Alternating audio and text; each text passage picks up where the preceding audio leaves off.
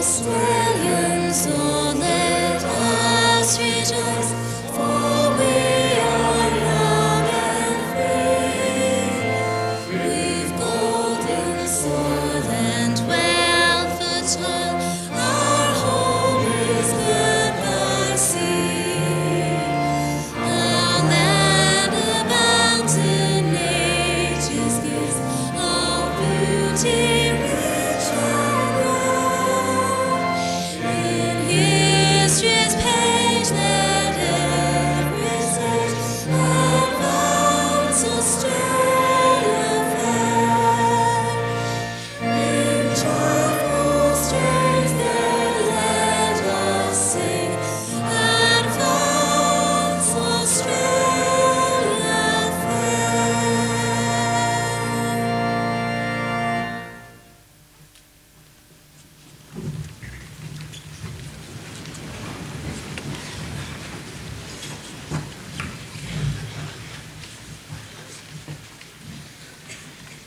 Vice-Chancellor, fellow council members, staff of the university, graduates, ladies and gentlemen. To members of a university, a ceremony for the presentation of awards is particularly important, a happy occasion. To all of you, I extend a warm welcome. To graduates, I offer congratulations and best wishes. The university's mission commits it to achieving international excellence in education and research. In the area of teaching and learning, the university aims to provide an education to all students which will equip them intellectually to the best international standards. The university's goal is to develop graduates whose knowledge, skills, abilities and attitudes are highly valued. Graduates who are able to contribute to the workplace and the broader community and have the opportunity to lead rich and fulfilling lives. Whether you are here today to celebrate your first undergraduate degree, a postgraduate coursework degree, or the research higher degree of Doctor of Philosophy, you have acquired comprehensive and well-founded knowledge in the relevant discipline, appropriate professional knowledge and skills, the ability to think logically and laterally, critically and creatively, and to use those qualities effectively in decision-making and problem-solving. There are two critical tests of the quality of the education you've received from this university. One relates to your own satisfaction, and the other to the satisfaction of those with whom you work. As new graduates, you will have received the Graduate Careers Council of Australia's Graduate Destination Survey and the Course Experience Questionnaire. Responses to these two instruments by graduates from previous years demonstrates a very high level of satisfaction with their educational experience in the University of Newcastle. I hope that your experience has been similar. In addition, commencing salaries for Newcastle graduates continue to be higher than the national average, indicating that our graduates are highly competitive against those of other Australian universities. Employer satisfaction, as reported in the university's own employer survey, is also very encouraging. The speed and nature of change in our society today is such that whatever qualification you have completed, you will need to be engaged in lifelong learning to be and remain successful and valued as a citizen, employee or manager. I'm confident that the skills which you have acquired during your study at this university will stimulate the continuous search for more knowledge and understanding. These in turn will equip you to make significant contributions to the local, national, and I'm sure for many, the international community. In the area of research performance, your university currently ranks 9th out of the 39 public universities in Australia. It has an annual research income of about $25 million and a total annual expenditure on research projects, research scholarships and research infrastructure of about $36 million. This is an outstanding achievement. I take this opportunity to remind those receiving their testaments today that as graduates of the university, you automatically become members of the graduate body, the Convocation. You thus join more than 50,000 other graduates worldwide and have an opportunity through elected representatives to become involved in the governance and development of the university. I call upon the Vice-Chancellor to present the University's Award for Excellence in Teaching. Chancellor, the University of Newcastle's Award for Excellence in Teaching scheme was established in 1992 to encourage and reward the development of creative approaches to teaching which stimulate or facilitate student learning, either generally or of particular concepts or methodologies. The scheme reflects the university's acknowledgement of the importance of teaching as one of its major responsibilities and is a statement of its commitment to continuous improvement in this activity. Chancellor, I have pleasure in presenting to you Dr. Alison Ferguson and Dr. Bernice Matheson, members of the Speech Pathology Teaching Program Team, Department of Linguistics, to receive the university's Team Award for Excellence in Teaching.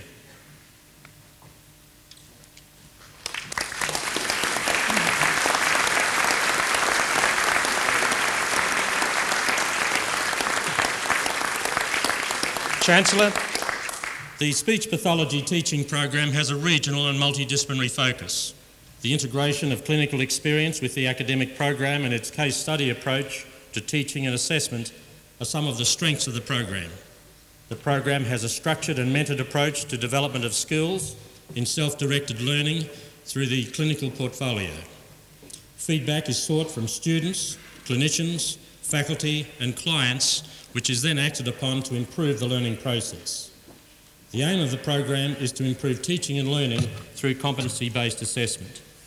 This is the first speech pathology program in Australia to undertake this method of assessment. It is evident that the speech pathology teaching program is an exemplary project which is the national leader in this domain. Chancellor, we might recognise again the achievements of Dr. Alison Ferguson and Dr. Bernice Matheson.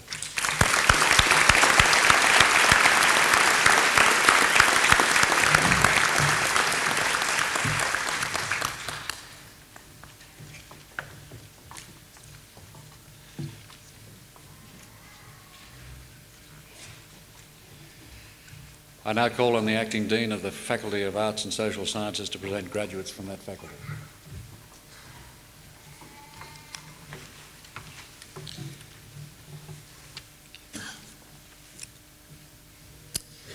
Chancellor, I present to you a graduate of the degree of Bachelor of Arts with Honours, Class 2, Division 2, Denise Lepsky.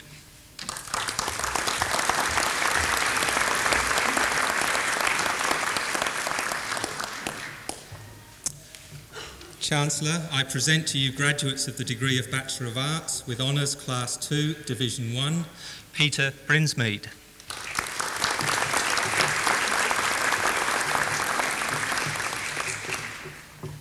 Sarah Foodie.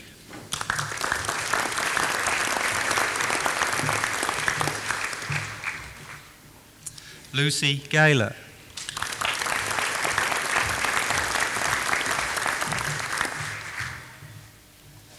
Elizabeth Harrison.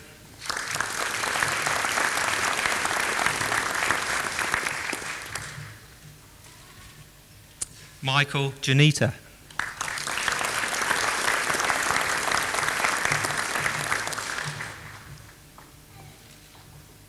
Deborah Mansfield.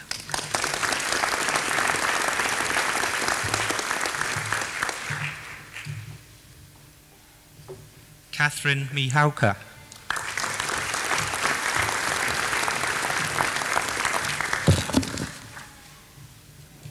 Dane Roberts.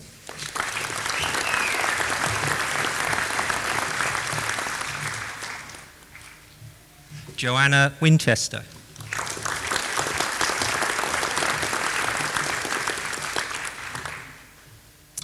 Chancellor, I present to you graduates of the degree of Bachelor of Arts with Honours, Class 1, Helen Ackland.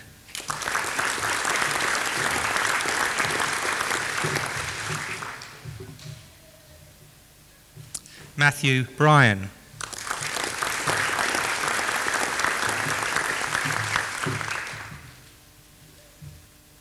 Tamara Esau.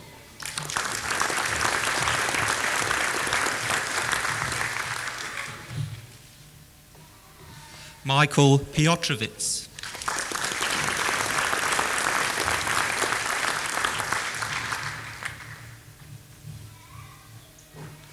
Leticia Waller.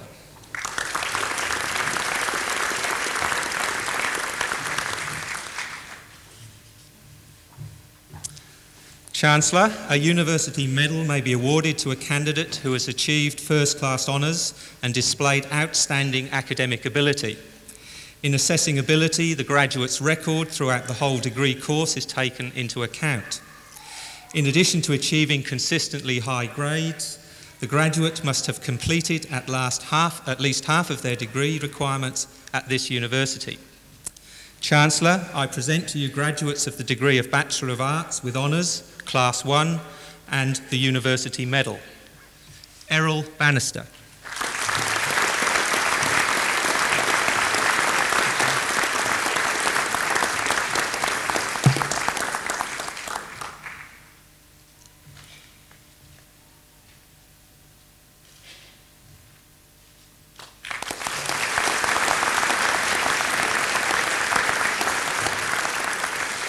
Ryan Webb.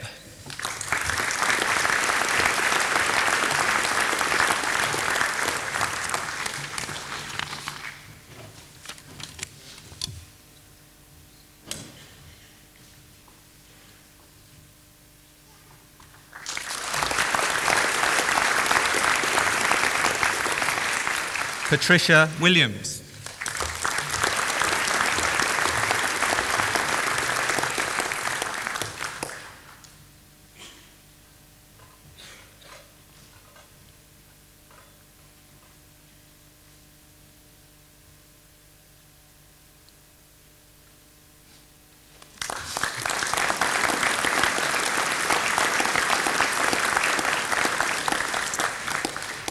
Justin Wilson.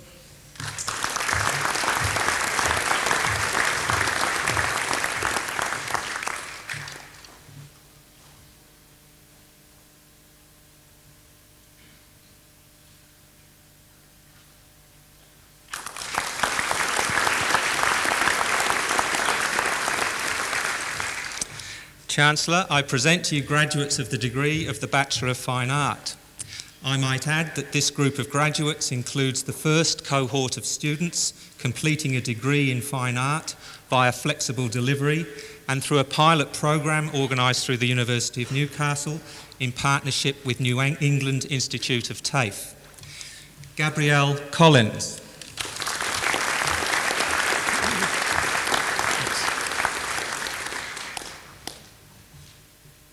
Ronald Eason.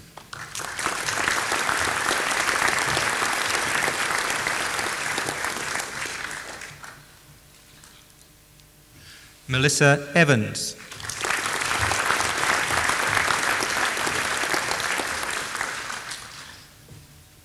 Yarif Freestone.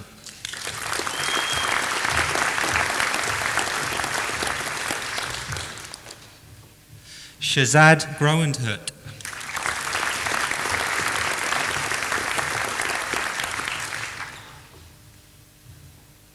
Catherine Hundy.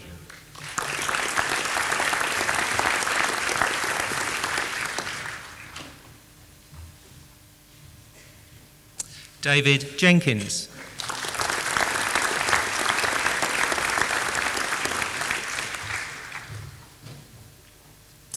Daniel Johnson.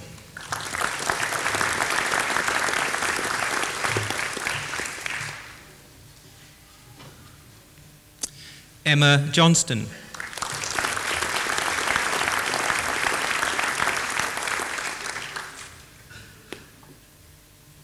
Lucy Kelly.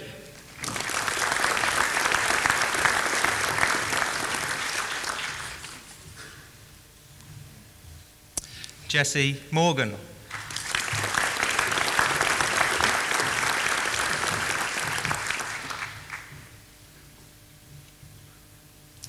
Robin Noonan.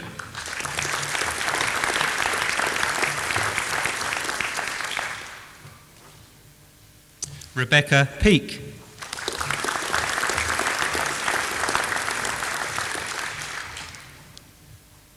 Irene Poole.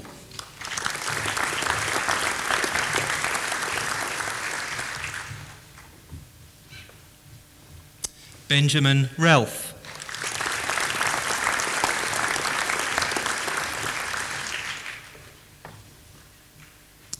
Eloise Roberts.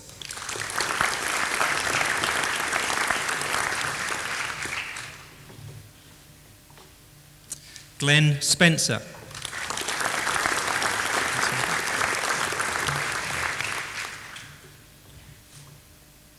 Michael Stark.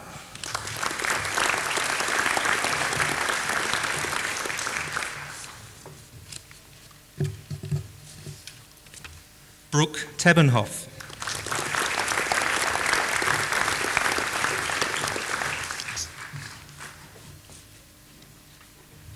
Patrick Troy Johnson.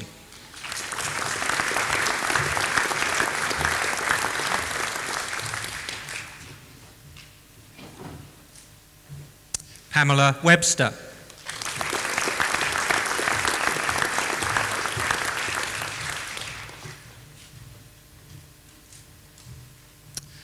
Anne Wells.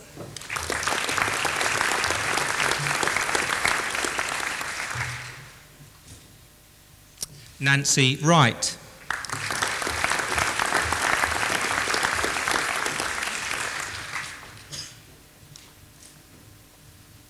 Leslie Wynne.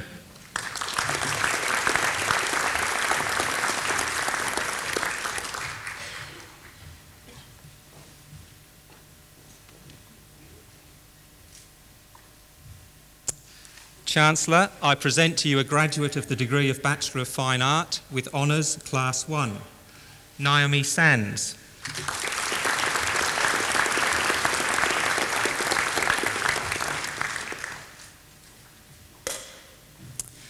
Chancellor, I present to you graduates of the degree of Bachelor of Fine Art with Honours Class 1 and the University Medal. Adam Field.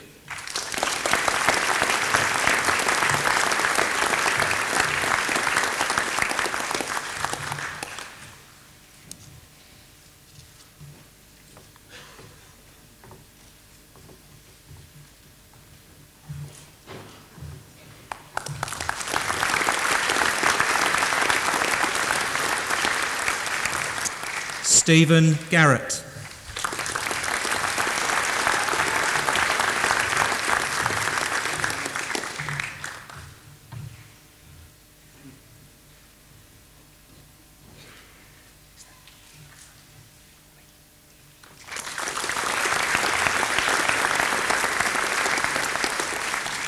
Kenneth O'Regan.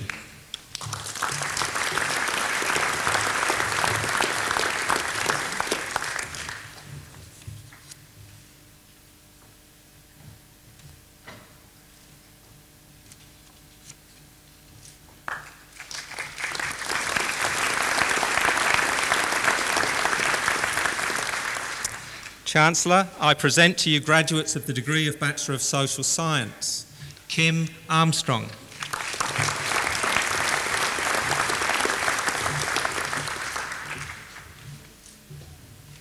Tracy Burke.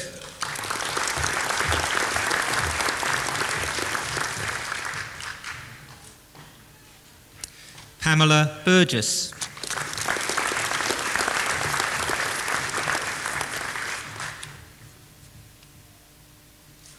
Matthew Dacey.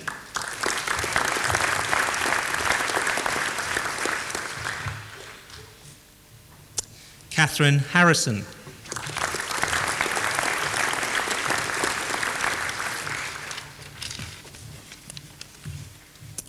Susan Jackson.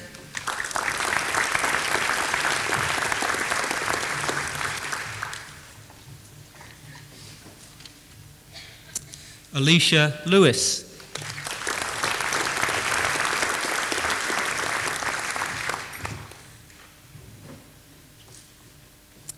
Hailey McAvoy.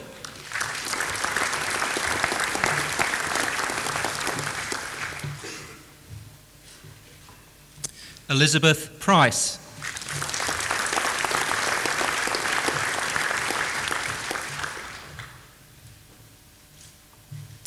Yasna Putika.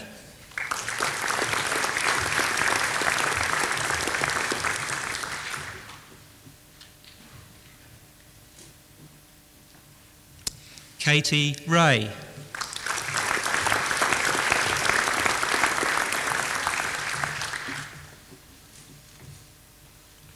Rochelle Shikluna.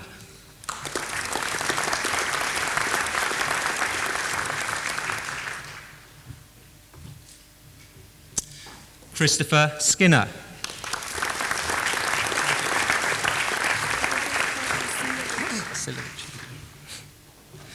Dubravka Vasilovic.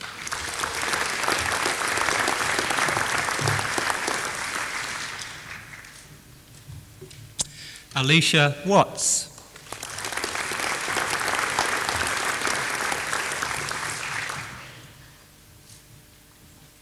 Catherine Wern.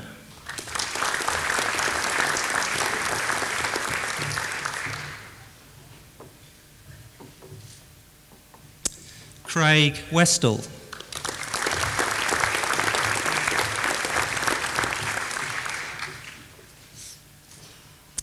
Craig Winkler.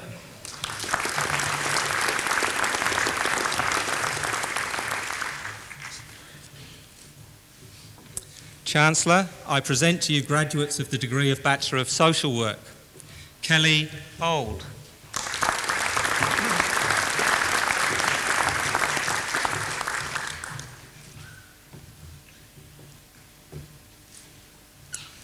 Catherine Bates.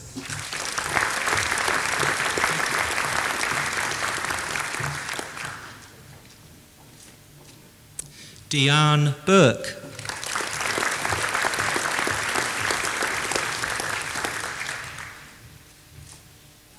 Sophie Covert.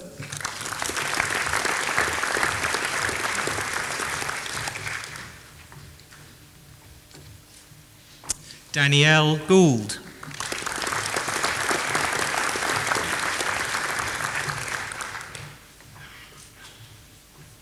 Robert Hearn.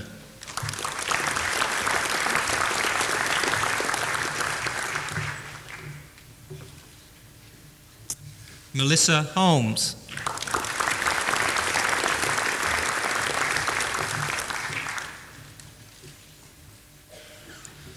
Danuta Kruosko.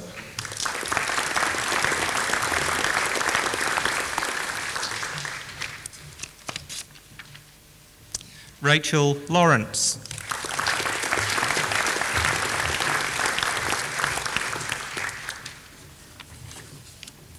Catherine McLugash.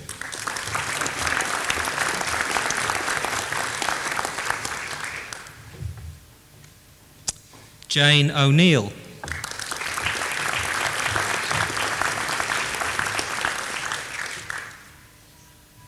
John Patterick.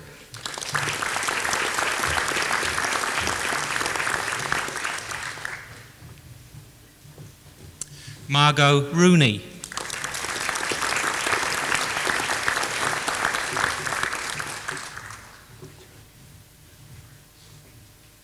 Madeline Ruckley.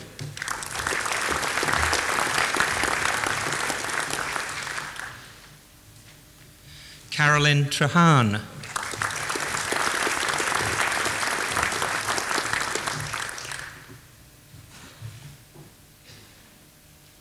Vasiliki Trigas.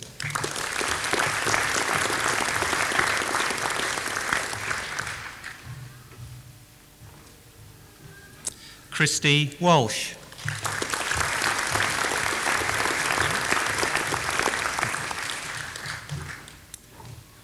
Tony Walters.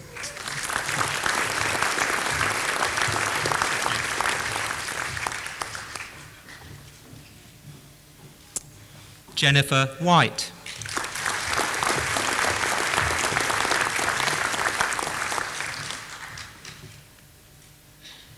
Michael Whiteside.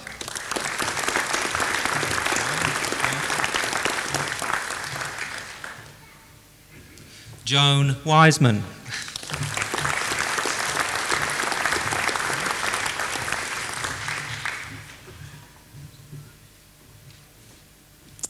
Chancellor, I present to you a graduate of the degree of Bachelor of Social Work with Honours Class 2, Division 1, Anna Kenyon.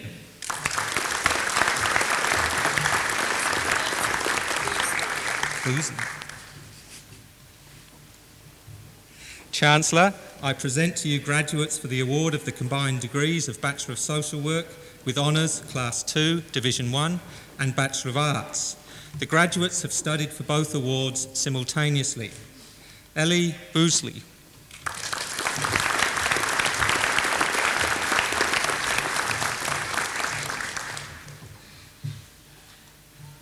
Joanne Petrovic.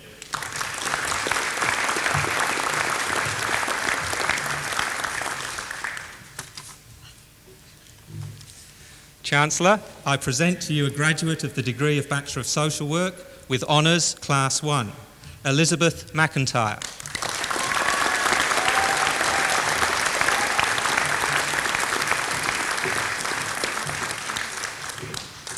Chancellor, I present to you a graduate of the degree of Bachelor of Social Work with Honours Class 1 and the University Medal, Libby Donnellan.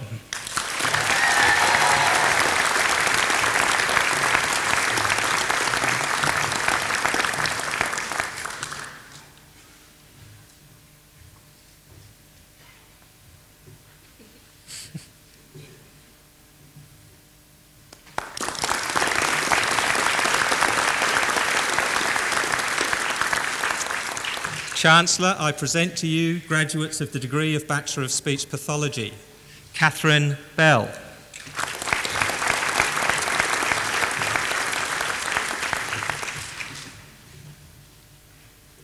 Alicia Cross.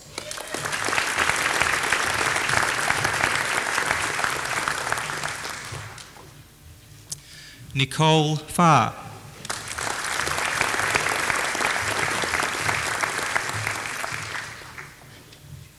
Nadine Jones.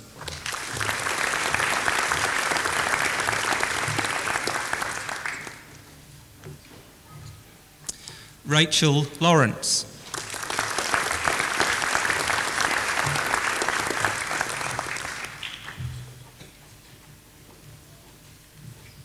Meredy Moore.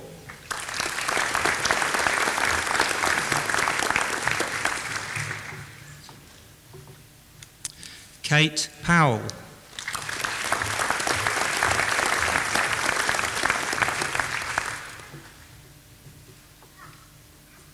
Jill Rosen.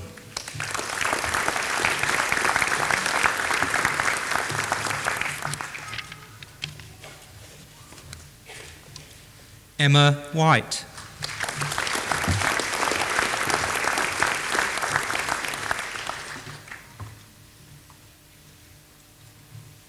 Chancellor, I present to you graduates of the degree of Bachelor of Speech Pathology with Honours Class 2, Division 2. Alexandra Beale.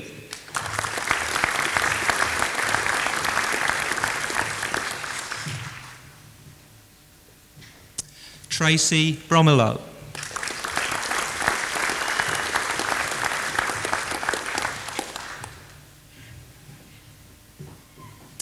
Matthew Frith.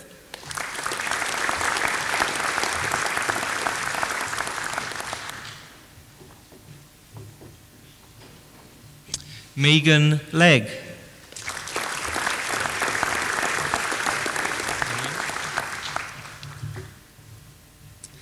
Loena Martin.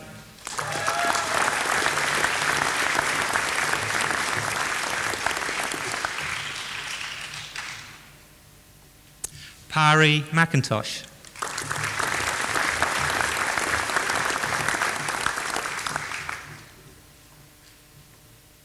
Louise Ryan.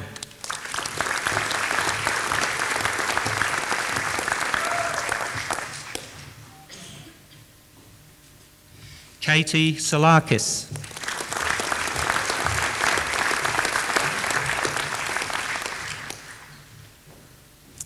Chancellor, I present to you a graduate of the degree of Bachelor of Speech Pathology with Honours Class 2, Division 1, Kelly Humbles.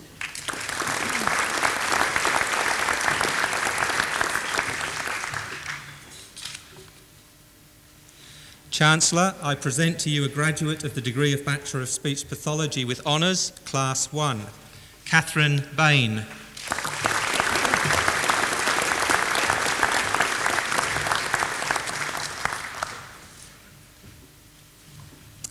Chancellor, I present to you a graduate of the degree of Master of Applied Linguistics, Olga Zotkina.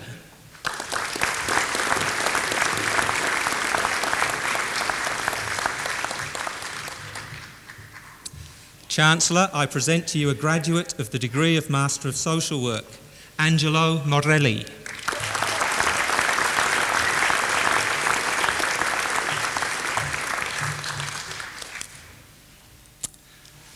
Chancellor, that concludes the presentations of graduates from the Faculty of Arts and Social Science.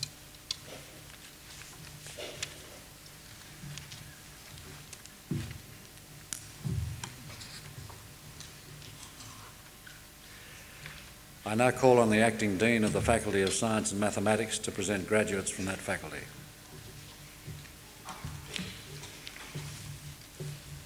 Chancellor, I present to you graduates of the degree of Bachelor of Environmental Science. Nadine Ash.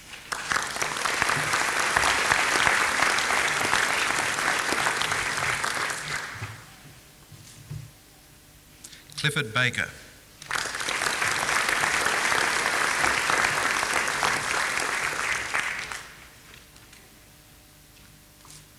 Amy Ball.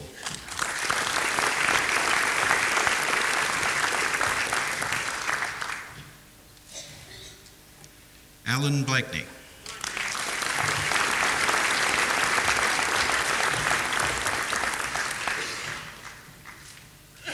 Ricky Bridge.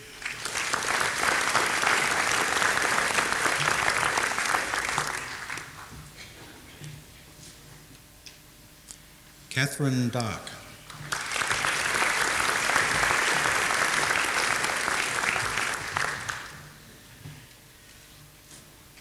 Ben de Summer.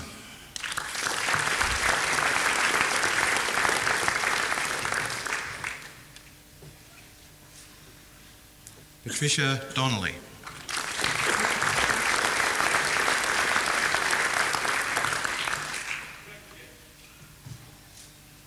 Danielle Edwards.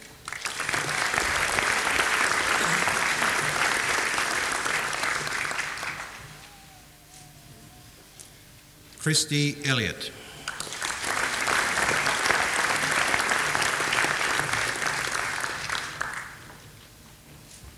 Sarah Evans.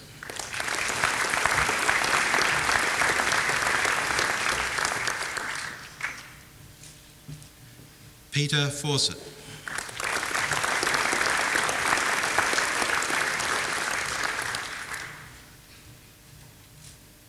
Andrew Freeburn.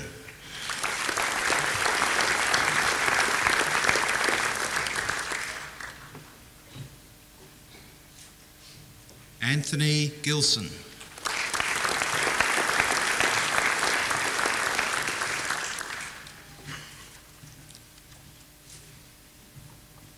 Eve Graham.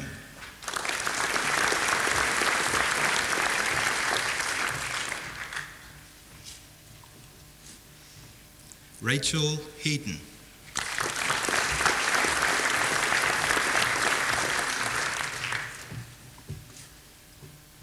Gareth Hawkins.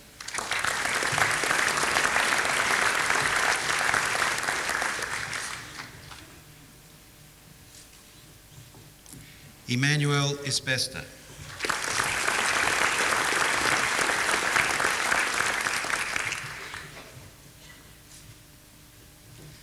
Michelle Kadar.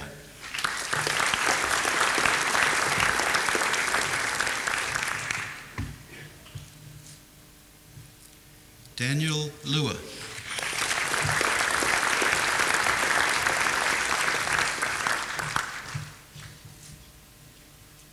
Megan Lewis.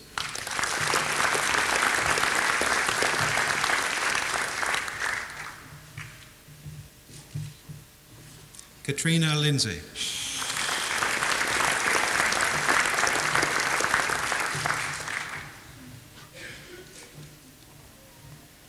Philippa Lloyd.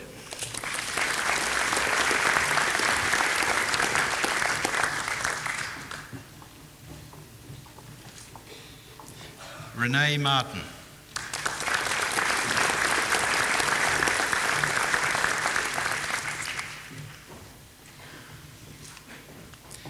Kelly McGill.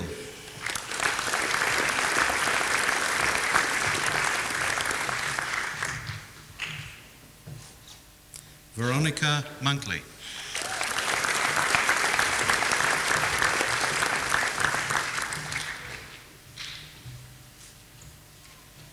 Ben Morrow.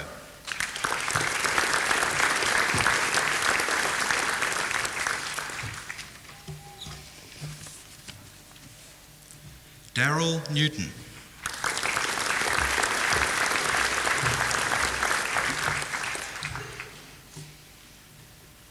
Jessica Noble.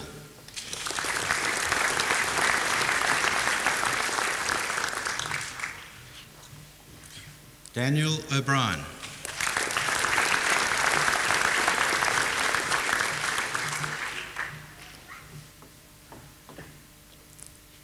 Anarkali Papalka.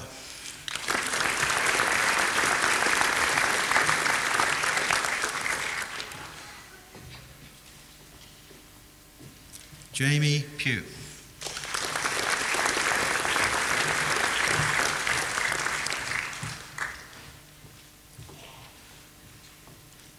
Amanda Raffin.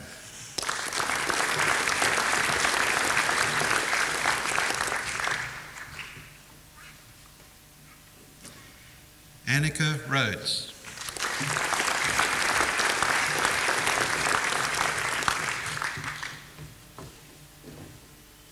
Emma Schaefer.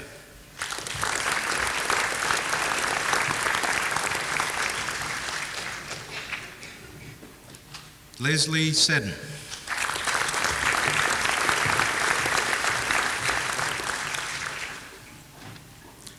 Linda Sue.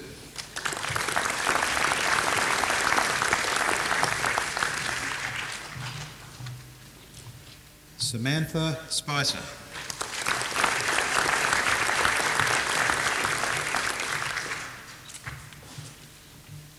Catherine Target.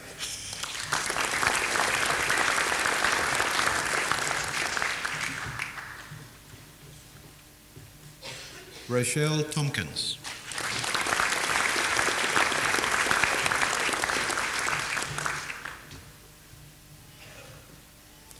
Daniel Tooth.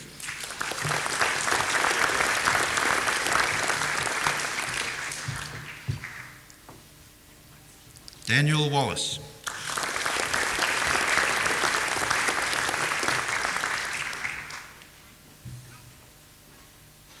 Kim Wiebeck.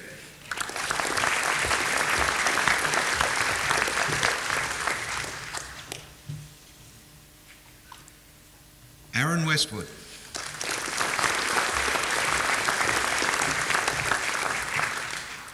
Marilyn Woodland.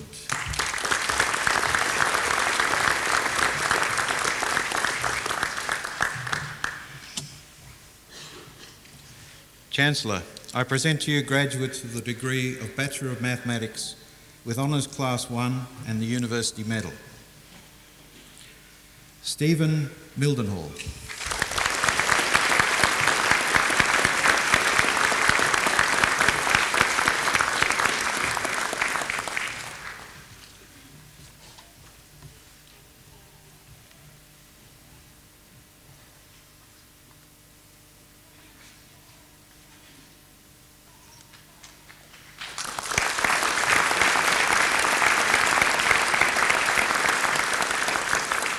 Aidan Sims.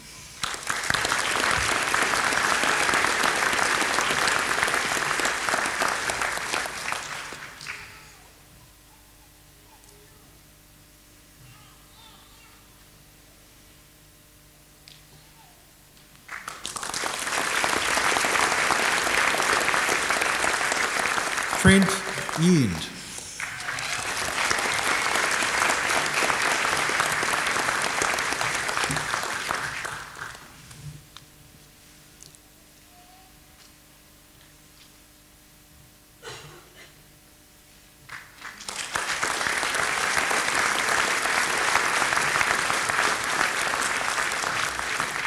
Chancellor, I present to you graduates of the degree of Bachelor of Science. Brett Abraham.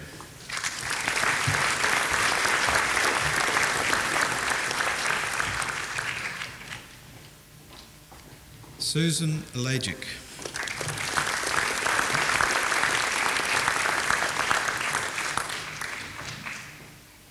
Timothy Arthur.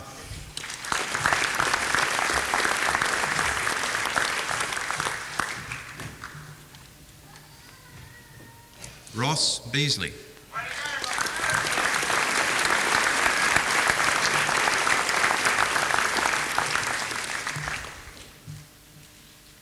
Stuart Bull.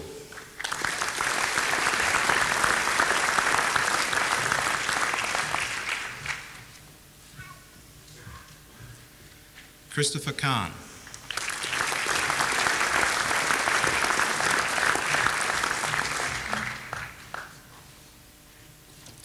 Ben Carpenter.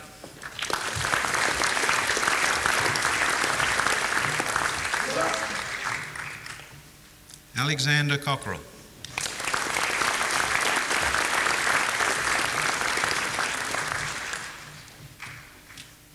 Drew Collins.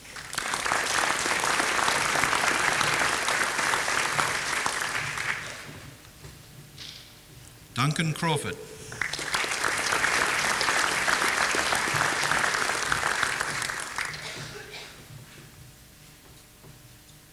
Michael Crichton.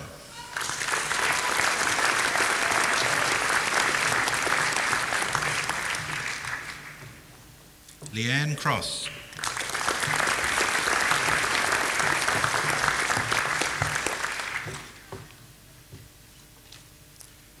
Rebecca De Vincenzo.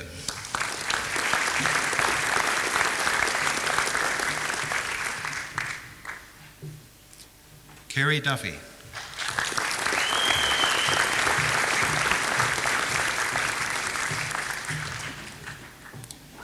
Karen Earnshaw.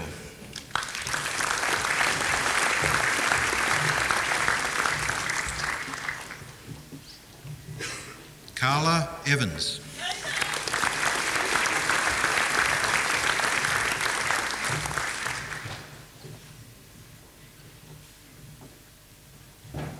Craig Evenden.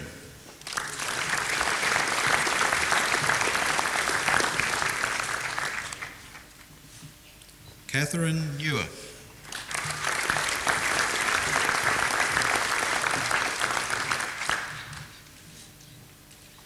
Diane Fanning.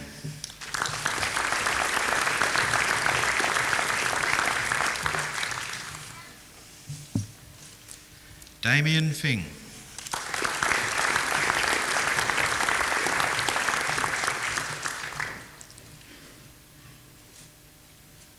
Taryn Hargens.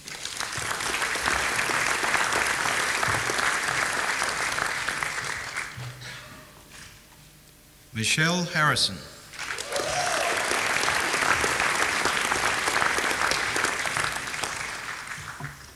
John Hopcroft.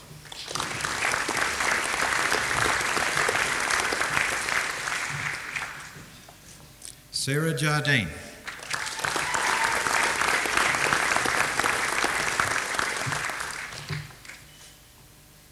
Bradley Kerr.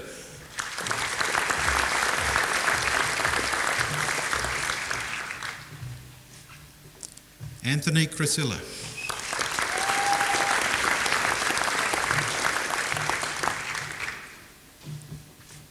Catherine Kulinik.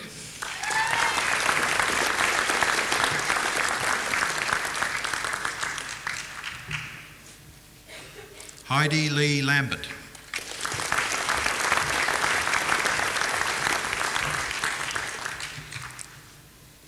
Adam Landau.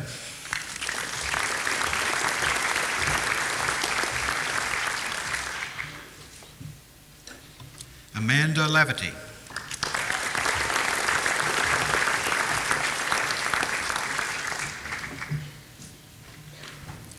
Amy McDonald.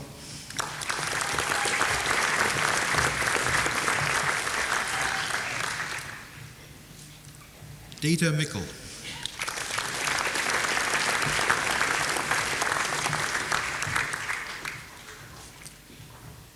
Alan Mooney.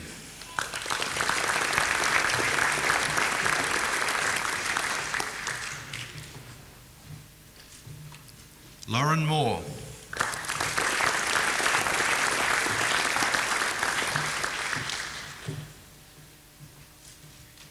Sherry Moran.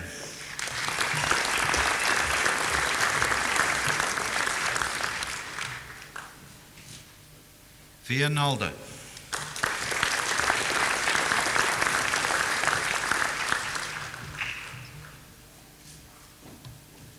Brendan Nielsen.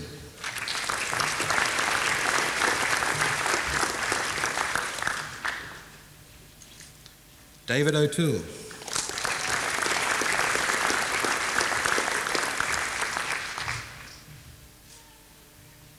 Amanda Osland.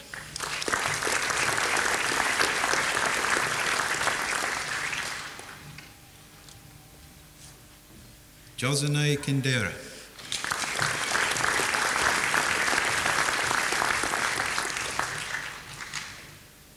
David Reed.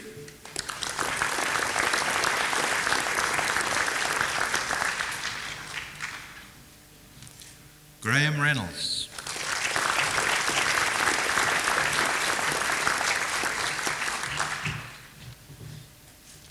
Fiona Richards.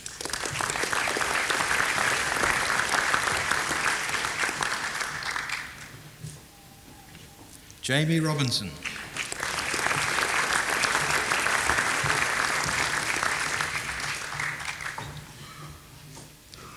Stuart Ross.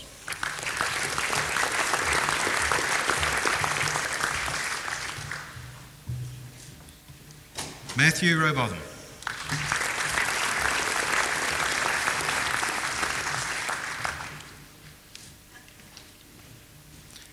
Leah Rutke.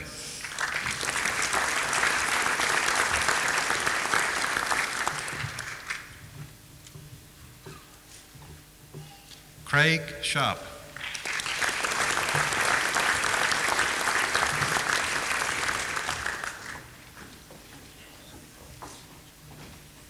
Matthew Spring.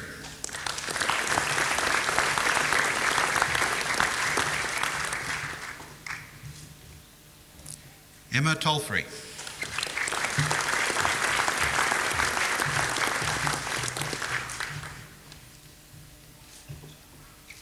Paul Walsh.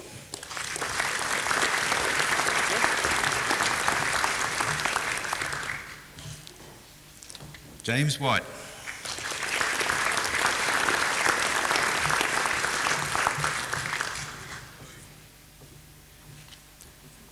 John Wilton.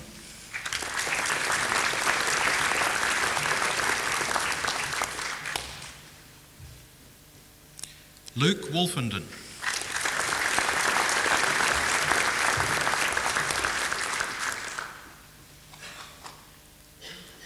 Andrew Wright.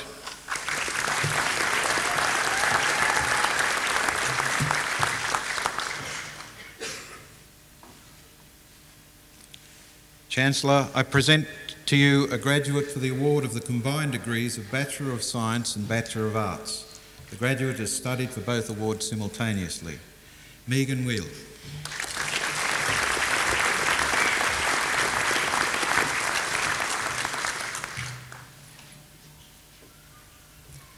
Chancellor, I present to you graduates of the degree of Master of Environmental Studies.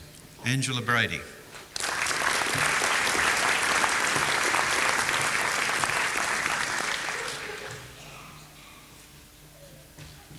Suzanne Wheeler.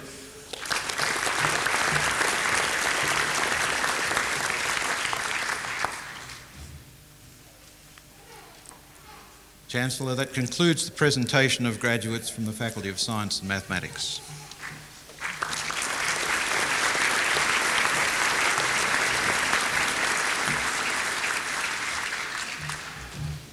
I call on the Deputy Vice-Chancellor to present research higher degree candidates.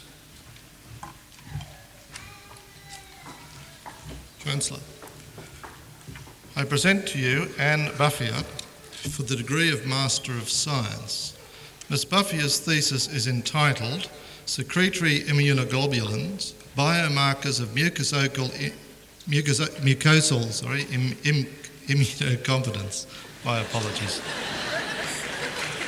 and I practiced so hard. A comparative study of 2 immunological techniques for their detection and quantification. Chancellor Anne Buffier.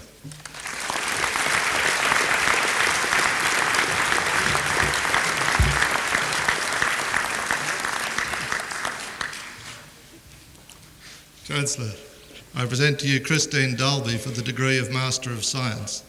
Ms Dalby's thesis is entitled, Where Does the P Go in Super? Phosphorus in runoff from steep grazing land fertilised with superphosphate. Chancellor, Christine Dalby.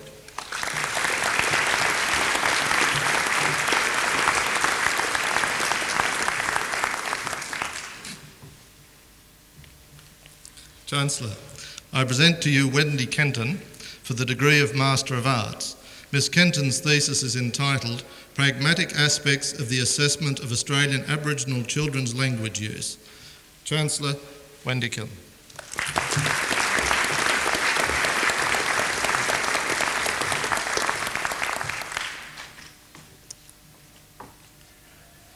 Chancellor, I present to you Mark Naylor for the degree of Master of Fine Art. Mr Naylor's thesis is entitled Painting, a constantly evolving experiment in language that can explore and expand the boundaries of human concerns. Chancellor, Mark Naylor.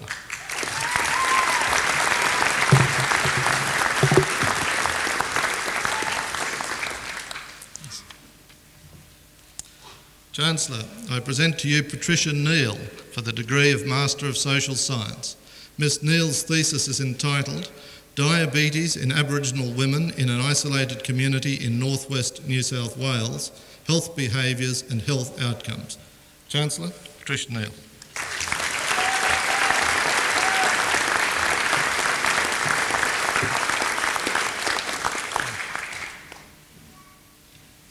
Chancellor, I present to you Maxine Pitts for the degree of Master of Arts. Ms Pitt's thesis is entitled Informal Methods of Crime Control in Papua New Guinea. Chancellor, Maxine Pitts.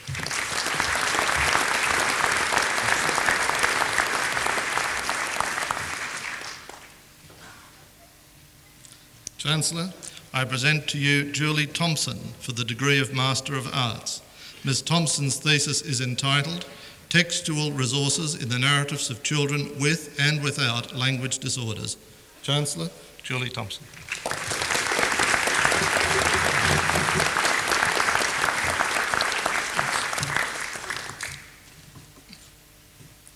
Chancellor, the degree of Doctor of Philosophy is awarded to a graduate who has successfully completed a prescribed program of study, principally of research. A thesis embodying the outcomes of the research is the principal basis of examination. The degree is only awarded if the thesis makes a significant and original contribution to knowledge and to understanding in the field of knowledge with which it is concerned. Today, the University is proud to honour Doctor of Philosophy graduates who have satisfied these rigorous criteria for the award of their degree. Chancellor, I present to you Belinda Fadi, Bachelor of Mathematics with Honours of this university. Dr Fadi's thesis is entitled Problems in Edge Detection and Edge Location. Chancellor, Dr Fadi.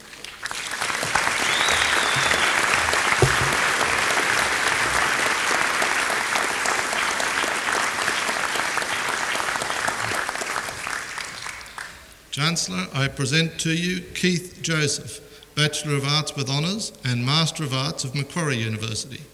Dr Joseph's thesis is entitled Ethics of Human Genetic Engineering. Chancellor, Dr Joseph.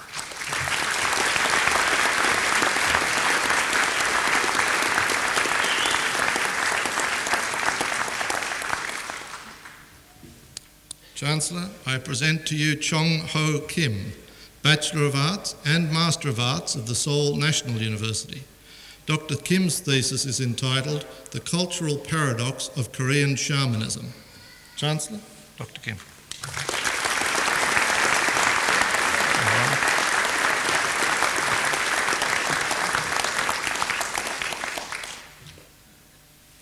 Chancellor, I present to you Geraldo Pavia Pachi, Bachelor of Arts and Doctor of Medicine of the University of Chile, Master of Science of the University of London and of Brunel University. Dr. Pavea Pacha's thesis is entitled Studies Towards an Understanding of the Role of Natural Killer Cells in Murine Embryo Implantation.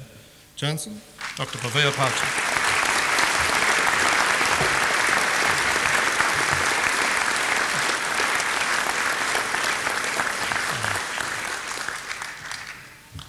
Chancellor, I present to you Christian Wald, Bachelor of Science with Honours of this university. Dr. Wald's thesis is entitled Influence of Cooking Methodology on the Chemical Profile of Strip Loin Beef and Implications for Toughness. Chancellor, Dr. Wald.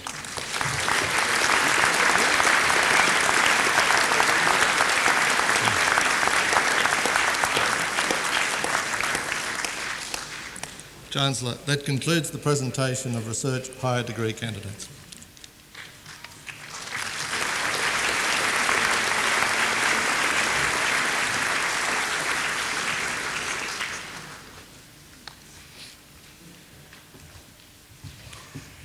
I now call upon the Vice-Chancellor to present two candidates for honorary degrees. Chancellor, I have pleasure in presenting to you Eric Alexander Richardson, Member of the Order of Australia, for admission to the degree of Master of Arts honoris causa. Chancellor, Eric was born the first child of Nellie Margaret and Thomas Joseph Richardson, a butcher of Wingham in 1932. Eric was educated at Wingham Central School in his primary grades and then enrolled at Taree High School to undergo his secondary education. Eric Richardson contracted glandular fever when he was 15 and missed sufficient schooling to force him to repeat his intermediate year. Unfortunately, it was at this time his father's sight deteriorated due to cataracts and he had to leave school to manage the butchering business and its 3 employees. In 1951, Eric Richardson was conscripted into the 3rd intake of National Service Army recruits. He served his 90 days basic training at Ingleburn and then returned to Wingham to complete his 2 years of subsequent part-time training in Taree. During the 1950s, Eric Richardson was a dedicated member of the life-saving movement and spent many Sundays with a close group of friends enjoying and patrolling Blackhead Beach. He was a member of the Blackhead Junior Rescue and Resuscitation team that won the state title. Eric was also an active member of the Wingham Presbyterian Church, and under the patronage of Reverend Philip Lucock, Eric Richardson conducted services in Wingham and surrounding country churches. On many Sunday evenings, a small congregation was instructed in the ways of righteousness by a young sunburnt lay preacher very recently returned from a surf carnival. Eric Richardson's army career developed during the 1950s and he attained the rank of major while serving in the part-time Citizens Military Forces. In the early 1960s, his father's health declined and he was faced with a choice of taking over the butchery or building a new career in the army. He chose the latter, and after several postings, he embarked with the 5th Battalion Royal Australian Regiment in 1969 for service in Vietnam. On his return, he spent time in Singleton, Brisbane, Hobart and Melbourne, and during this period he was promoted to Lieutenant Colonel. He also served a year in the Philippines, attached to the Australian Embassy in Manila as a student of the Republic of Philippines Staff College. Eric Richardson's last posting was to the Joint Welfare Establishment at Williamtown Air Force Base. It was while he was there that he was involved in a near-fatal car accident which effectively terminated his army career. He retired in 1982 and became a gentleman farmer at Chester Hill, Dingo Creek. After fully recuperating from his accident, he became very active in the beef cattle industry, and in an endeavour to further develop the knowledge and expertise of the local beef breeders, he adapted the concept of Beef Week to the Manning Valley. This event became a focus for those in the industry, giving them exposure to industry experts, current research, the latest management practices and trends in marketing. His drive and organisational ability created a structure in which the beef producers of the region could develop a regime of best practice through best knowledge. The event continues to be of great benefit to the economy and the people of the Manning Valley. During this period, he also completed a 5-year service as chairman of the Cattlemen's Union. Eric Richardson's interest in serving his community led him to stand for and be elected to the Greater Taree City Council in 1983. In addition to the regular duties of a councillor, his passion for things historical led him to be elected chair the Greater Taree City Council's Bicentennial Community Committee. The achievements of this committee are well documented, but for Eric Richardson, the publication of a professionally researched and written history of the Valley was perhaps the most satisfying. His instigation of and dedication to this project developed it from an idea to an achievable project and subsequently to a publication. His 14 years in local government has seen him champion the causes of Aboriginal reconciliation and the recognition of the importance of cultural heritage. Eric's work in these areas has resulted in a much heightened awareness of heritage issues within the community and more visible heritage components in the local environment. His guidance and leadership of the Manning Valley Historical Society over the past 18 years has led to the development of a very active and purposeful organisation. The growth of the museum and the creation of an archive of local history have produced a centre for research and learning uncommon in communities outside the major centres. He made possible the project for microfilming the local newspaper, the Wingham Chronicle. The editions of this newspaper, spreading over 120 years, provided the first comprehensive resource for the study of the locality's history. He actively encourages research into all aspects of local history and in particular the involvement of school students. He has written research papers himself on his family, as well as a definitive essay on the involvement of members of the Wingham community in the Boer War. Eric Richardson is very involved as the president of the Wingham RSL sub-branch. He is also a legatee and is the sponsor of the Manning Valley Army Cadet Unit. Eric has made and continues to make a profound contribution to the community in this area. Eric Richardson's Army training and principles of organisation and management, his inquiring mind, and his interest in and concern for his fellow human beings have allowed him to make a positive contribution to life in the Manning Valley community. In recognition of his services to the beef industry through the Cattlemen's Union, to local government and to the community, Eric Richardson was awarded the Medal of the Order of Australia in 1997. Chancellor, it is with great pleasure that I present to you Eric Alexander Richardson, Medal of the Order of Australia for admission to the degree of Master of Arts, honoris causa.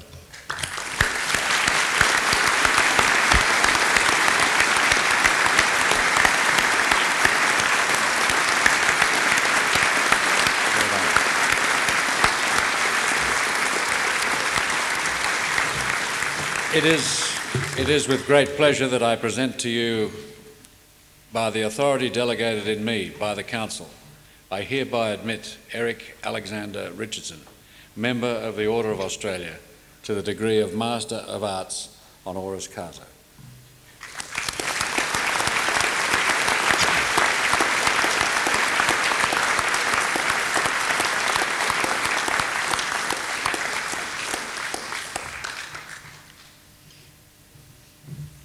Chancellor, I have pleasure in presenting to you John Patrick Doyle for admission to the degree of Doctor of Letters, honoris causa. Chancellor, John Patrick Doyle was born in Lithgow, gateway to the Central West, the third of 5 children. His father worked on the railways while his mother stayed at home to look after the children. His entire school education was undertaken in Lithgow, first at St Patrick's Primary School, then the De La Salle Academy, and finally the Lithgow High School. Of his childhood years, John best remembers the competitive banter in which he engaged with his siblings and parents. Life was comfortable, and his parents encouraged all of the children to take advantage of the benefits of education. Upon completion of high school, John had 3 options: to join the Commonwealth Bank, to accept a cadetship with John Lysarts, or to undertake tertiary studies. John decided to take the line of least resistance, which was to enrol in the Newcastle Teachers College. He completed the diploma in teaching, secondary, English and history from that institution in 1973. At 22 and in search of a new direction, he attended a new University of Newcastle Careers and Courses Day in this great hall. He did not have anything particular in mind, but he had developed a thirst for information and knowledge. As he walked around each of the displays put up by the departments, he came upon Professor Robert Jordan from the Department of Drama. John recollects that it was the attraction of drama and Professor Jordan's benign countenance which led him to enrol as a part-time student in drama and linguistics. From John's perspective, this was absolutely the right choice. He enjoyed participating in the plays in which he had to perform as a drama student as part of the assessment for this program. He remembers with fondness the great camaraderie in the green room, where many of the student performances were rehearsed and played out. When he graduated with a Bachelor of Arts degree in 1978, John hung around the fringes of the live theatre scene in Newcastle until he was invited to join the Hunter Valley Theatre Company. At the time, Arne Neem was the artistic director. In all, John performed in 14 productions between 1979 and 1981 at the Playhouse in Newcastle. Whilst doing this, John was also teaching at the Glendale High School. After 7 years of teaching at Glendale High, he resigned and moved to Sydney, where he worked with the Sydney Theatre Company. After a brief sojourn in South Australia with the State Theatre Company of South Australia, John returned to Sydney. He became a jobbing actor, performing in programs like A Country Practice, Bodyline and Fast Lane. John commenced his career in the radio medium in 1986 on This Sporting Life. From 1988 to 1994, John made his name in radio as the presenter on 2BL's popular afternoon show, but continued his work on This Sporting Life. Sporting Life had been an important breakthrough because it gave John the ability to write creatively on topics of interest.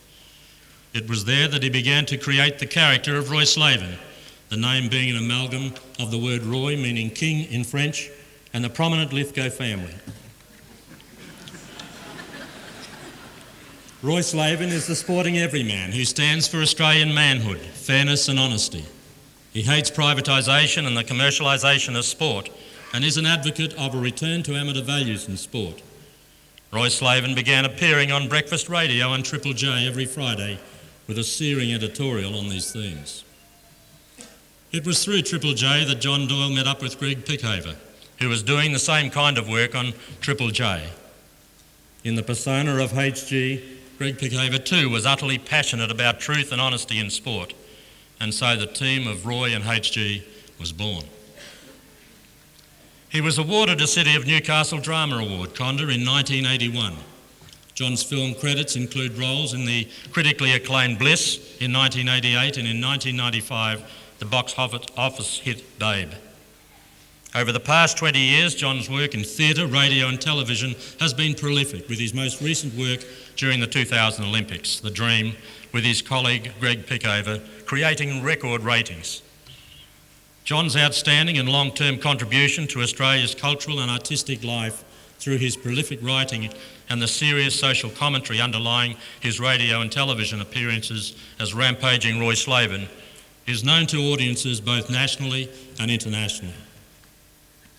John's contributions to the Australian cultural scene has also been recognised by 2 Logie Awards, in 1997 for Club Buggery for outstanding achievement in comedy, and this year for The Dream as the most popular sports program.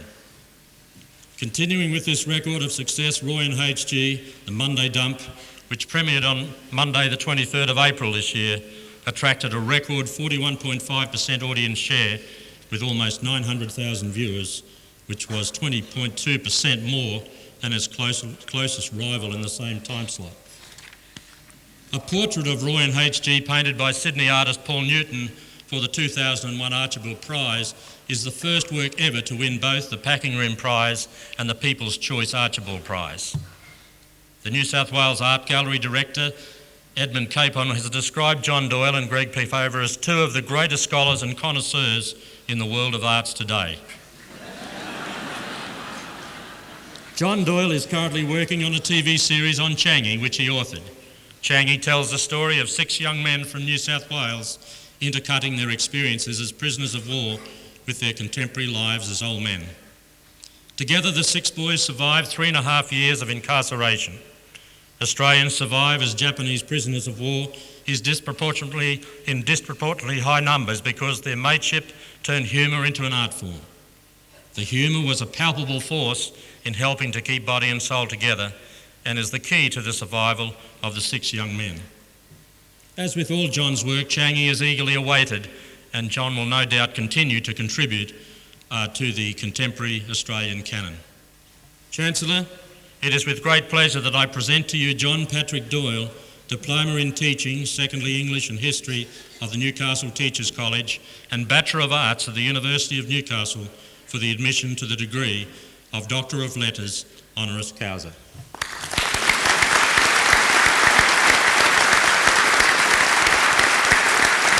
Well done.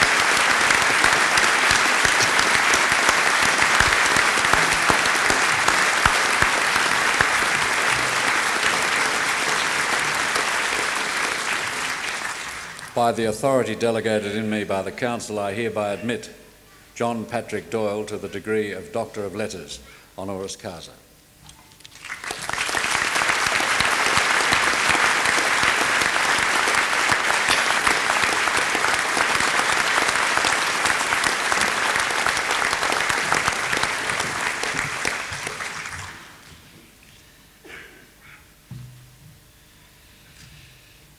We will now have a musical interlude presented by Praetorium.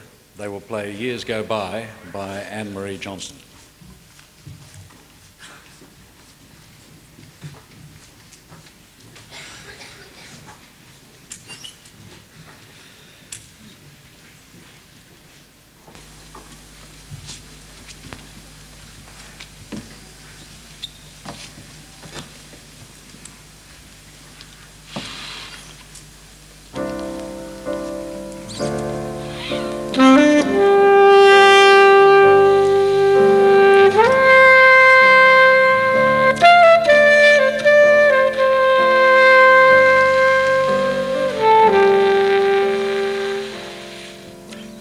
Years go by. Do I take them as they come? Let them wash right over me. Years go by. Or do I seize them, make them run with me into eternity? Days roll on. Do I wave as they pass, hoping one day they'll remember me? Days roll on. Greet them in the morning, put them to bed when I am done. When my days have gone, when seasons fade, will I remember these times with a smile on my face?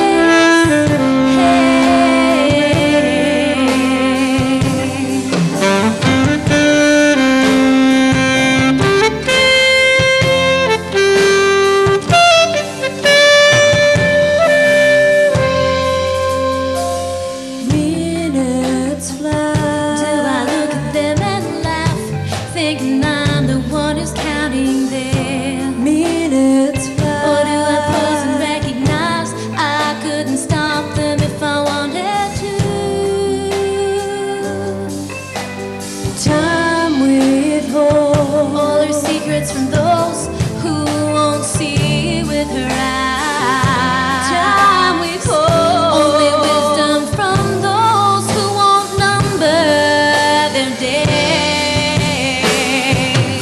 When my days have gone, when seasons fade, will I remember these times with a smile on my face?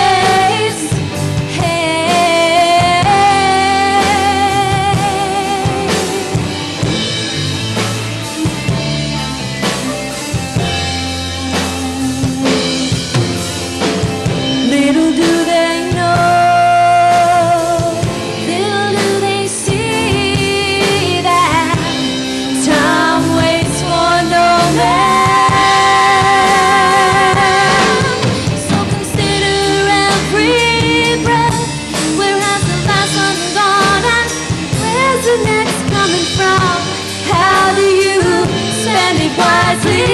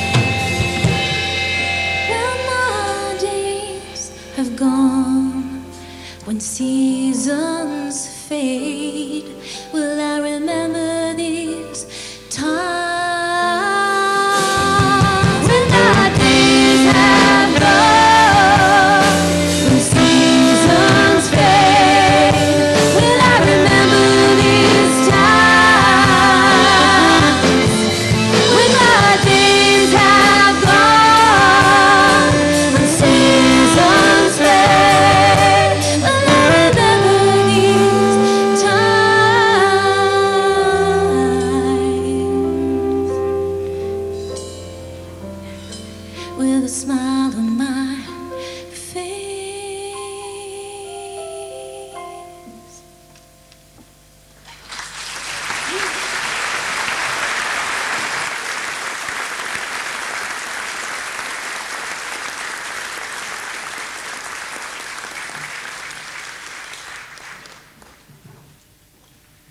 Thank you very much, Pretoria. Ladies and gentlemen, it gives me great pleasure to invite Dr. Doyle to deliver the occasional address.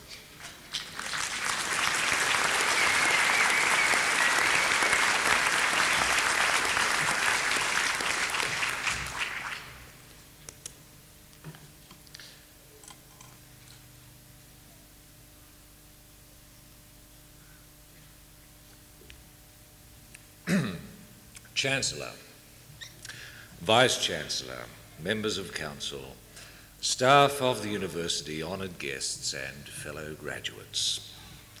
I'd like to begin by acknowledging those who've travelled some distance to be here. It's almost unnerving to see familiar faces who belong to so many different contexts and periods. Family, mates I've performed with, mates I've taught with, and mates who've just been mates for the best part of a lifetime. I am amazed to see them. And I think there's a tradition at these occasions where it's expected that some wisdom be imparted. Quite frankly, I've been wondering if there's a time when wisdom arrives. I've spoken to my mum and dad about it. Dad shrugged and said he feels no different than when he did when he was 13. I don't quite feel as I did when I was 13, but I don't feel particularly wise either. Except that I have a small historical perspective about the role of education and the role of the media and the personal experience of what I would describe as finding the thing, whatever the thing might be. For the generation before me, the thing was whatever work you could find, and that was the one you more or less stuck to throughout your working life. And if you managed to secure a trade, you were home and hosed. For the generations to follow, such assumptions can't be made. The concepts of permanence and tenure are rapidly disappearing. The skill most useful now is flexibility. My generation bestrides both periods. And what's remarkable about my period is that we were allowed the luxury of free education. We lived through a time when the role of government was to provide services to the community.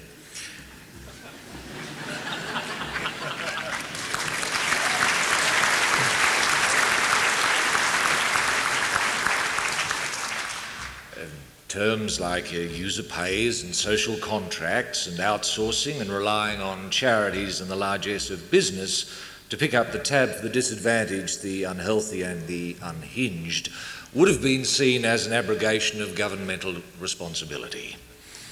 We're living through a period where there are attacks on the elites, of which incidentally all of you here graduating are now members. A former Liberal Party speechwriter is critical of the National Museum for being too intellectual. The Arts Minister wants to be hands-on in what is fitting for the public of Australia to see in the National Gallery.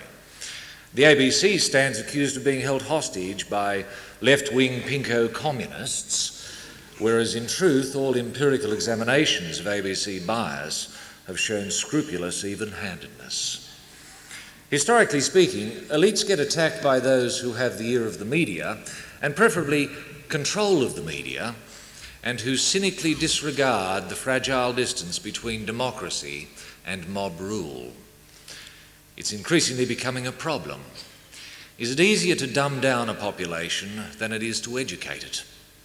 As the understanding of the world and culture has exposed its complexities, so has increased the desire of the media to prosecute and demand the simple solution, not because it's right, but more cynically, because it's more entertaining. An example, the public understands the mantra of war on drugs. It usually comes under the banner of law and order. But drug addicts are sick. It's a medical condition, it's a health issue. Informed people accept this as truth. For those vulnerable to propaganda or prejudice, the call to be tough on drugs seems irrefutable. It's simple. Lock them up, stamp it out. You would need a jail the size of Victoria to house the number of prisoners. It would cost billions. Legalise, control it. Treat all substances as cigarettes or alcohol are treated. Use the tax revenue for education. Politicians on both sides know this, and most privately will agree. I know they do, they've told me. But they don't think they can sell it. Should a political party lead or express the wishes of a majority, even when it knows the view of the majority is wrong because it's ill-informed? Yet experience has shown that if people are exposed to rational argument devoid of prejudice or political point scoring, the best solution will be agreed upon. If our adversarial two-party system has a downside, it's that the political opportunism card is played regularly to the detriment of common-sense social policy. To simplistically declare a war on drugs is to declare a war on the safety of the community. It forces those with the sickness to deal with any spiv on any street corner who can set any price and control demand, to the extent that insurance prices must escalate to cover the car thefts and burglaries and shopliftings and bag snatchings and home invasions and the attraction to gangs and all the attendant fodder necessary for a current affair and similar programs to feed paranoia and prejudice back into the community.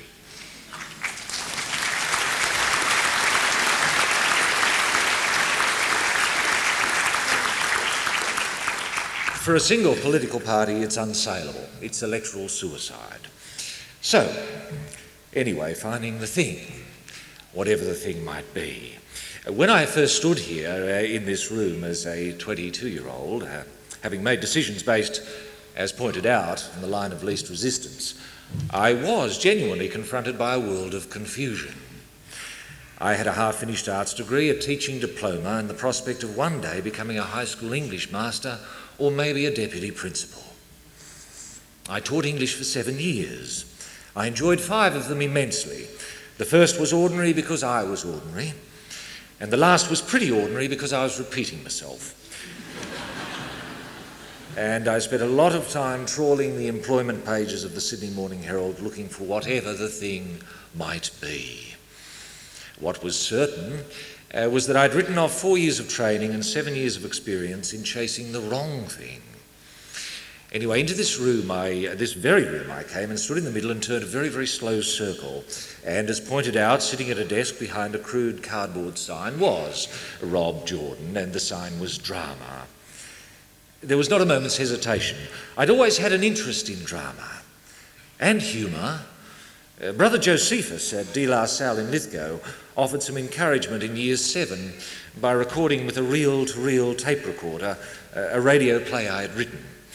By year 9, Brother Joachim had me writing parodies of commercial television shows for end-of-year school dues.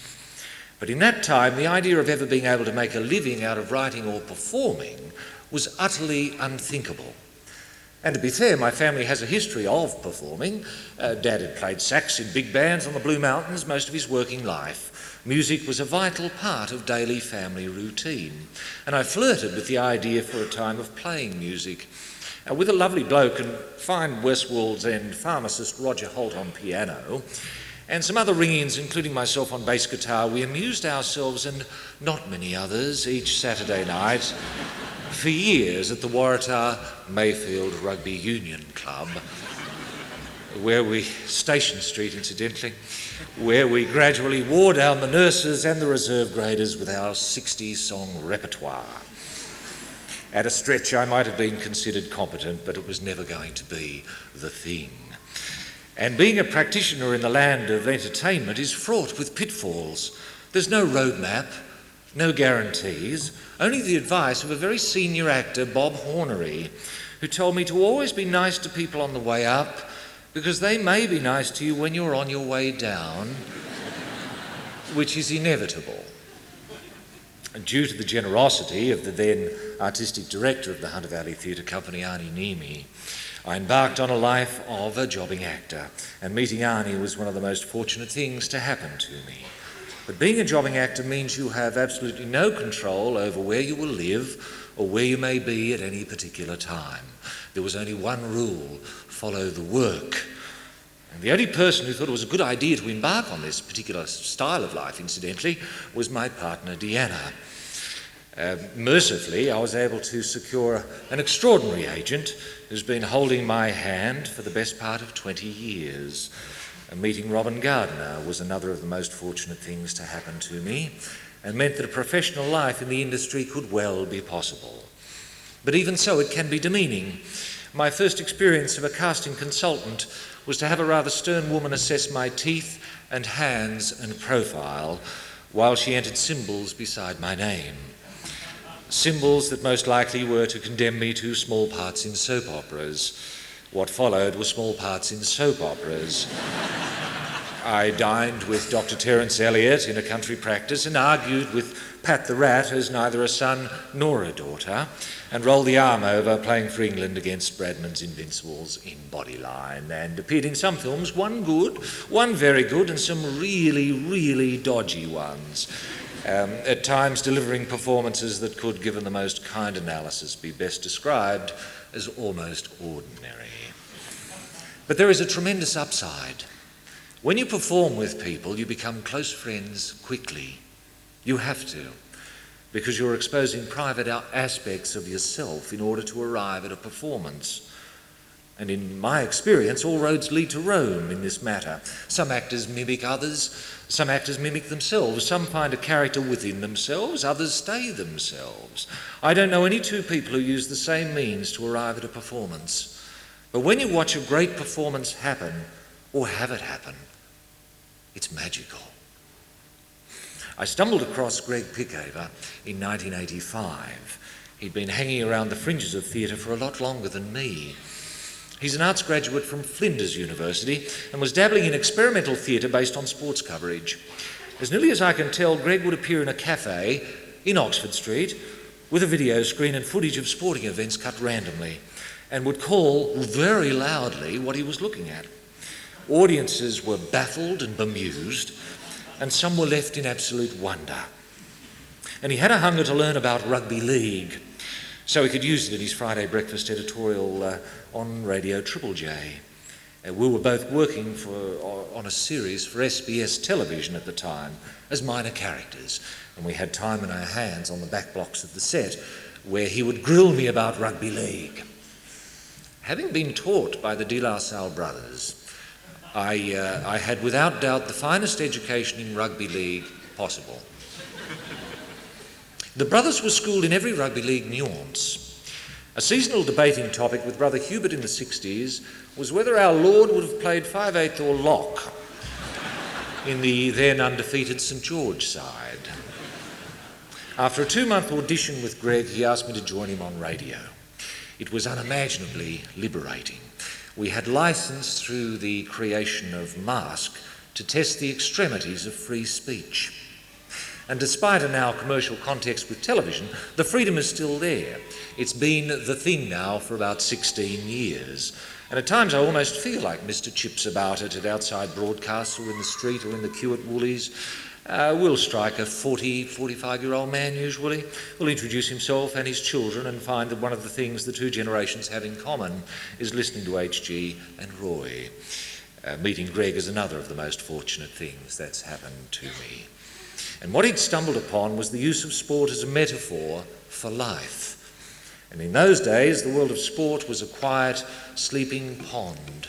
And weekly, we would turn up with some stones and hurl them into the pond, and audiences loved looking at the ripples. 15 years later, everyone and his dog is standing around the pond hurling boulders into it. But sport has been fabulous as a source of humour. Curiously, humour almost defies analysis. It's of the moment. What amuses me may not amuse many others, but what amuses me is trivialising what others consider really important. The Olympic Games were considered really important. We saw it as an overripened plum just waiting to be devoured. In fact, I saw a car sticker just last week that simply said, "Hello, boys." And it didn't surprise me at all that Fatso, the battler's prince, should crowbar his way into the hearts of Australians, unlike Sid, Ollie and Millie and the... I nearly said dickhead, and I should have. And the odious boxing kangaroo. He wasn't created to make money. The world of afternoon daily metropolitan radio at the ABC allowed me to wander through the corridors of any discipline, to sit with specialists from the most popular to the most arcane of pursuits. Mathematicians showed me, and listeners, how a mathematical formula could possess an elegance that mirrored Keats's echoing of the Greek maxim that truth is beauty and beauty is truth. I learnt that maths could be poetry.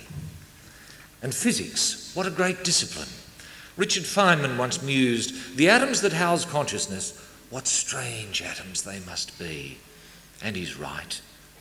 I came to view the really big picture of the cosmos as pop. I've wrestled with Schrödinger's cat and can sympathise with Goering's position when he was quoted as saying, "Whenever anyone mentions Schrödinger's cat, I reach for my gun." I became interested in the implications of an ever-expanding universe and baryonic particles and the nature of light. Like many others in our afternoon radio coterie, I was keen for American scientists to build a really big particle accelerator, at least 3 times as big as the CERN installation, so that by smashing bits of energy together at massive speeds, the ultimate building blocks of matter could be revealed. You could expose the bits of matter that at this stage are known only as elegant symbols on a daydreaming physicist's blotter. It was a privilege to sit in the studio with Brian Schmidt from Mount Stromlo and hear from the horse's mouth the current thinking on the age of the universe, or to wrestle with George Smoot about cosmic background radiation, or to have a couple of astronauts who'd stood on the moon drop in and talk about the illusion of human significance. And the big arguments were, well, what is dark matter and what is the ultimate future, big chill or big crunch?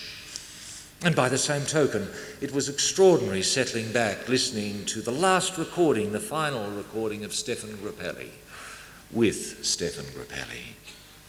I was joined each day by specialists the commercial world wouldn't touch with a barge pole, but to my mind, they were fabulous.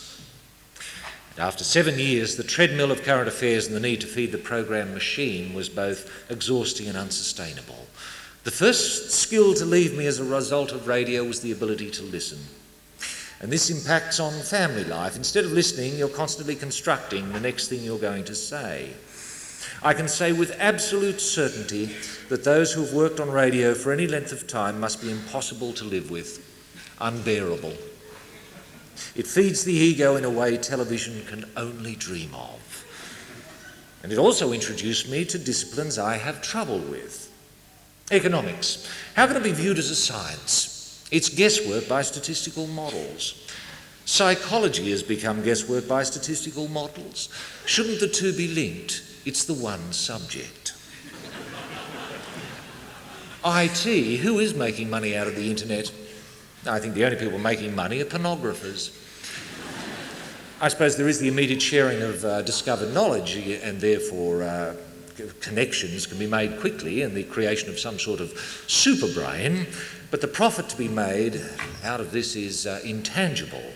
Information is either worth a fortune or it's worth nothing. And what a disconnected future awaits those who inevitably will become addicted to the internet. Mercifully, the net at this stage isn't the thing for me, and metropolitan radio wasn't either. What we are entering now is a perfectly Dickensian climate. We have the best and the worst of times happening right before our eyes. In fact, everything is happening right before our eyes. Famine, hunger, war, despair, murder, tragedy, accidents, celebrity intrigue. It's all become entertainment, and now reality television. What all this serves to do is remove us from reality. Everything is now a commodity. The laws of capitalism have overwhelmingly won. I can sympathise with the S11 and M1 protesters and those zealots who find it difficult to reconcile third world labour manufacturing first world product.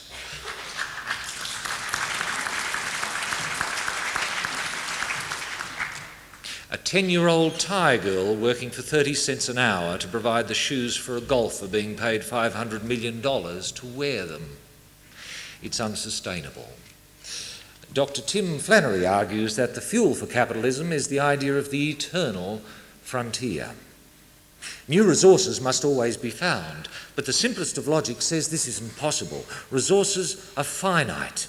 Already, new President Bush has discarded the Kyoto agreements, has green-lighted mining for oil in fragile Alaskan wilderness areas, and is going to build an anti-missile shield around Fortress America to defend itself against a non-existent enemy. The triumph of ignorance and short-term irresponsible politics of utter lunacy. Daffy Duck is at the helm.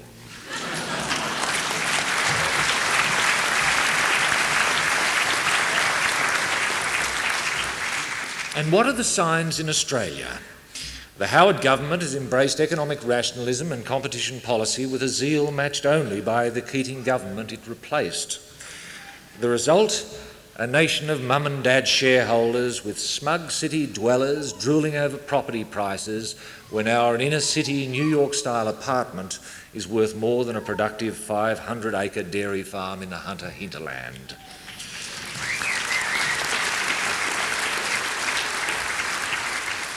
And still, one of the only avenues of escape from poverty for a fit young Aboriginal boy is to climb into a ring with gloves on and court certain brain damage for the entertainment of subscribers to Fox Cable. For the last 5 years, I've been writing a series set in Changi. It's a return to more innocent times when the frontier did indeed seem eternal. It pits humour against horror, and it runs the risk of satisfying the few and antagonising the many. But it's been one of the great journeys. It might just be the thing, or maybe just the next thing. Flexibility is the future, and the only preparation for flexibility is education.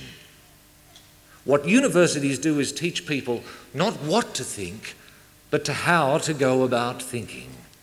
And as we as a species continue to satisfy our genius for creating more problems than we can solve, the ability to think and reason may well be the only tool left for our survival.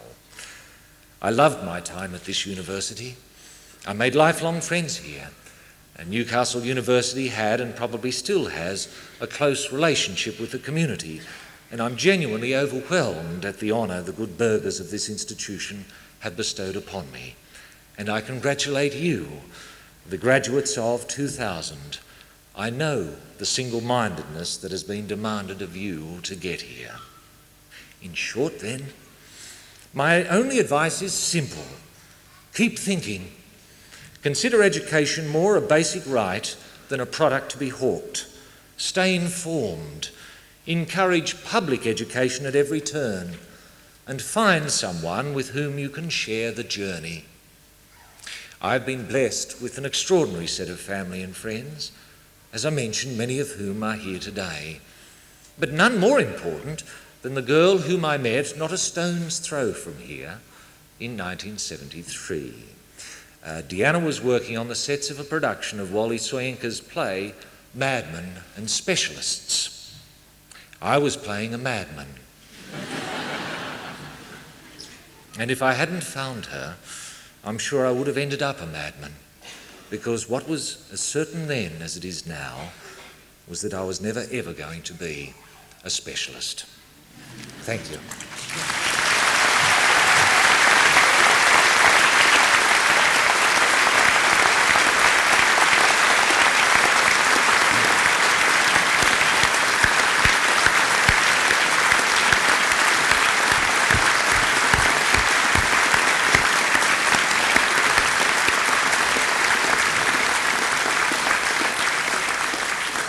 Thank you very much, Dr. Doyle, for that magnificent address. I now have great pleasure in inviting Elizabeth McIntyre to speak on behalf of the graduates.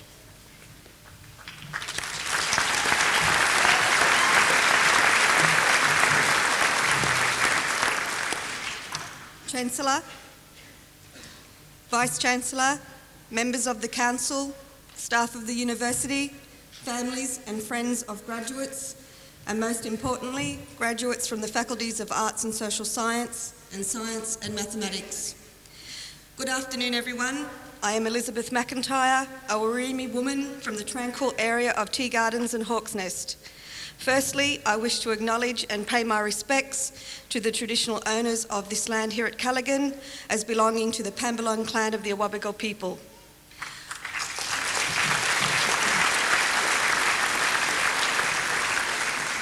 I enrolled at the University of Newcastle after winning one of only 3 national Aboriginal study awards offered by my then employer, the Department of Employment, Education, Training and Youth Affairs, or DECHA.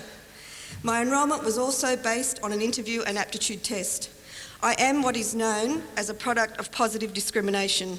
That is, I was given the opportunity to study through special measures, treated differently so that I could gain a formal education within a mainstream tertiary system. However, enrolment was as far as the special treatment went. It was hard work from then on in. However, my years at the University of Newcastle will remain in my memory for the rest of my days. Both the Wallatuka Aboriginal and Torres Strait Islander Education Centre and the Department of Social Work on the Callaghan campus have empowered me through the acquisition of knowledge and assisted me to realise and to reach my full potential academically, culturally and spiritually. My intent now is to encourage others to confront and accept the challenge of a tertiary education and share my rewarding experience. Although I must say that education does not just happen in schools, TAFE or universities. Education can be acquired in a variety of forms. For example, education of the members of society and the gaining of knowledge and skills has always been an essential component of Aboriginal life. Through the wisdom, guidance and patience of older generations, a younger generation learnt their individual place in the social structure of the group, which included their responsibility to family, community and country. Education for Indigenous people is still passed on through this generational process. However, survival for us in our own country now means that we must acquire additional skills in order to function in a bicultural society. That is, adhering to the cultural values of Aboriginal society as well as that of non-Indigenous Australia. Therefore, education is just as relevant for our people today. As you may be aware, the right of a basic education was denied to many Aboriginal people in the past because historically we were treated differently in a negative way by being singled out and excluded from the education system. For example, past legislation, that being the Exclusion on Demand policy of 1902, which was implemented by the New South Wales Education Department, stated that no Aboriginal child would attend school if only one non-Aboriginal parent objected. This policy was not removed from the New South Wales Teachers Handbook until 1972, and the result was that many Aboriginal people were denied access to a basic education simply because they were Aboriginal.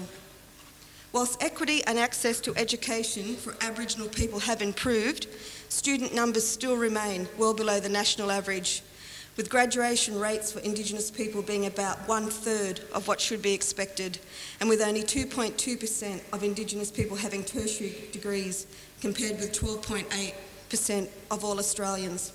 And further, recent Federal Education Department statistics show that the number of Aboriginal and Torres Strait Islander people starting higher education last year fell by more than 15%. And there are now less Indigenous Australians in higher education than there were in 1997. Therefore, I believe that Aboriginal people have to be treated differently from other Australians and be given special measures through policies that address Indigenous disadvantage in education. This will enable us to catch up with the rest of society and make the field more even. This view is supported by Dr. Bill Jonas, the Aboriginal and Torres Strait Islander Social Justice Commissioner, who continually argues that if we are to achieve real equality in society, then we must be able to treat equal things equally and to treat unequal things unequally. My own experience is an example of how positive discrimination, that is, treating unequal things unequally, can be used to address the realities of our history and the consequences we live with today. One of the biggest barriers for Indigenous people in accessing tertiary education is financial insecurity. And this is recognised by the Newcastle Aboriginal Support Group, whereby each year up to 5 undergraduate scholarships funded by community donations are offered to Aboriginal and Torres Strait Islander students to assist students to complete studies at this university. The scholarships are in memory of the group's founder, Jack Doherty, who saw tertiary education as a key factor in Aboriginal liberation and ultimately self-determination. I view this type of special measure to be real action towards reconciliation, perhaps an alternative to sticking coloured plastic hands in the earth.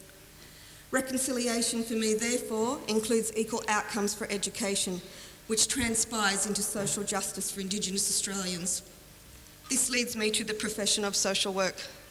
Social work is the profession committed to the pursuit of social justice, to the enhancement of the quality of life and the development of the full potential of the individual. We, as social workers, are committed to 5 basic values: respect for human dignity and worth, pursuit of social justice, service to humanity, integrity and competence. You will agree that these are values that are worthy of any profession or any person. I know that for myself and for many of my colleagues, that the values and principles of social work have now also become part of our lifestyles. And yes, social workers have played their part in our history of human rights violations, with the removal of Aboriginal and Torres Strait Islander children from their families. However, the Australian Association of Social Work has acknowledged their involvement and as a result has made a public statement of apology to Indigenous people. I guess often the hardest aspect of reconciliation is admitting mistakes of the past, but we must honestly accept and deal with the past in order to understand the present so that we can effectively work together and plan for the future. In saying that, I strongly believe that education can pave the path for future change. As professionals graduating today, we hold within our hands the enormous power of education to influence, direct and bring about change to social structures that harbour inequalities and injustice for not only Indigenous Australians, but for other disadvantaged groups as well. As professionals, it is incumbent that we make a difference for the future, because each time people stand up for an ideal or act to improve the lot of others or strike out against injustice, they send forth a tiny ripple of hope and, crossing each other from a million different centres of energy and daring, those ripples can build a current that can sweep down the mightiest walls of oppression and resistance. In closing, and on behalf of the graduates, I wish to thank the staff of the Faculties of Arts and Social Science and Science and Mathematics, our families and friends, and most importantly, fellow students, with a special mention from the social work graduates for Wendy Brooks, who is currently working in London. These people are so very much a part of why we are here today. My congratulations to each and every graduate on their achievements, and I wish you all success for your future aspirations and goals. I hope that our paths will cross again. Good luck and thank you.